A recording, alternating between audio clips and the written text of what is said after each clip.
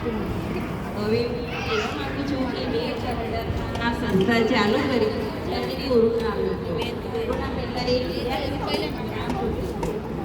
ભરૂચ સુરતમાં રહેતો પછી ઘરે આવ્યા પછી કોઈ જોબ તો કરતો નહોતો એટલે એના મગજમાં આવ્યું કે નાનું સ્ટોર ચાલુ કરીએ આપણે. હા ચાલુ કરો.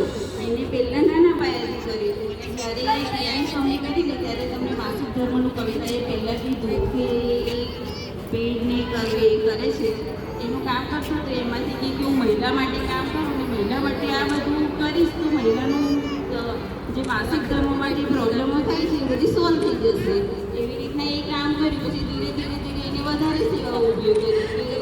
નાના પ્રોગ્રામ કરવા લાગ્યો કે મહિલા દિવસ છે પ્રોગ્રામ છે તો બાળકો નાના ગરીબ બાળકોને નાનું એવી થઈ શકે એવી નાની નાની સેવાઓ એને ચાલુ કરી. પછી ઓફિસમાં